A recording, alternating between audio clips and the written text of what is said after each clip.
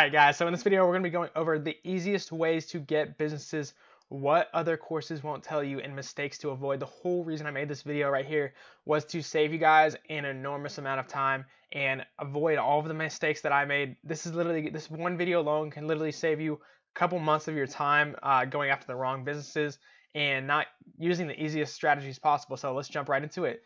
The first one I have listed here, the first point I have listed here is using your current network. This is by far the easiest way to get businesses because you don't have to overcome the trust barrier, the fact that you're just a random person entering their business.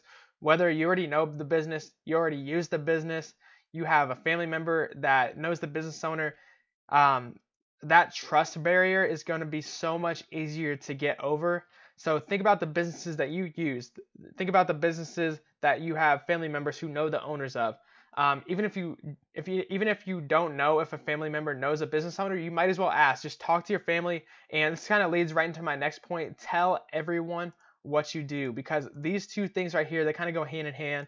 It makes it so much easier for you when you're not having to just go out to a random complete stranger. Just go after people, businesses that you know already, and just focus on those at the beginning because they're going to be so much easier. And the trust is just going to be there from the beginning. Just trust me on this one. Go after the businesses that you know. Ask your family members. Tell every time you go to a family meeting or whatever it is, tell everyone what you do because they're going to keep that in the back of their mind, even if they don't know a business owner today that needs this kind of service. When they're talking, they're having a conversation with someone, they're like, oh, we could really use some more clients for our business. Then your name is going to be in the back of their mind, and then your name is going to be said in that conversation. And this is really, guys, you might not see the results from this one within a month, but 3 months, 6 months down the line, you're going to start seeing businesses coming to you, and basically they're half closed already because somebody personally referred them to you, and it's so much easier for you to make the close. This is just setting yourself up for huge success. And this one here, using your current network, is just really important in saving you time, not having to go out to strangers, and not having to spend as much time building the trust as far as getting clients, and it makes it way easier. And then the next thing I want to say is find the businesses. It's better to focus on, me personally, I think that focusing on less businesses is better than focusing on the many. And figure out what the perfect business you want to work with. Make sure they can afford it. Make sure they have a good social media already. They see the value in social media. They are overall a good business with good reviews. If you find all of those things, then it seems like a business you actually want to work with. And at first, maybe it's hard to get in contact with them. Don't give up. If you want to just find a business and focus on the businesses that you want to work with. Maybe it's like 3 in your area that you really want. Because a client actually brought this up to me today. The fact that I followed up with them for literally 6 months straight because of the gym that I went to. I would follow up with them 6 months straight. I went to like meetings. I went to like the ribbon cutting and all these extra things. And if I hadn't had done that stuff, they're now one of my best clients. It would have never actually happened. So figure out the business that you want to work with and just keep following up with them. Don't feel like, because every time you follow up, they're going to be always at the top of their mind, and they're going to start to notice that you really want their business, and there's a reason why that must be. And you can even tell them the reason why that you keep following up with them specifically is because you see so much potential in them. And obviously don't follow up and make yourself sound like really thirsty, but at the same time, you can still, I would say, follow up with a business as many times as you need to, and never give up. Never feel like they may say no the first couple of times. That's what happened to me with the gym. But I followed up for literally 6 months, guys.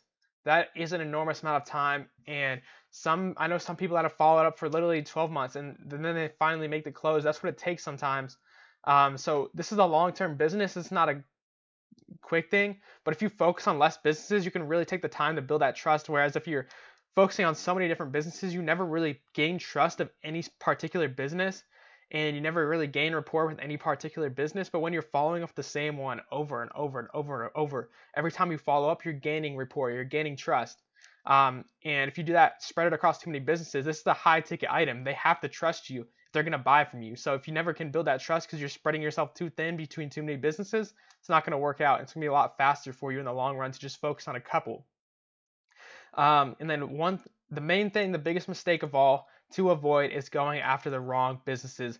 This is by far the worst mistake that you can make. is spending all of your time. Maybe you do this follow-up thing, but you focus on the wrong businesses. The main thing, the first thing that you need to qualify for a business is, can they afford your service? If they're not, like, the only ways you can figure that out is one, if they are, like, what their yearly revenue is. You can ask them that. You can ask them what their marketing budget is. For example, most restaurants, unless they're a chain, a local small chain, are not going to be able to afford these services. Just to give you guys some ideas, a lot of solo, it depends on the chiropractor, but a lot of solo chiropractors will not be able to afford the services. Some can, but some can't.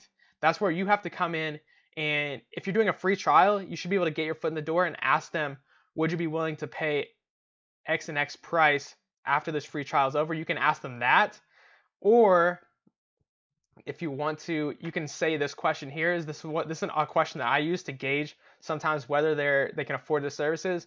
I will ask them, if you could hand me $10,000 this month and I brought you back $40,000 at the end of this year, is that something your business would be able to financially afford? And if they say no to that question, they might not be a good client. Obviously, you can make the numbers smaller. You can make it like, you can make it say, let's put this as a theoretical situation. If your business was to pay me $2,000 per month, and I could guarantee that a year later you would be getting back $10,000, is that something your business would be able to financially handle if you were to do that month by month?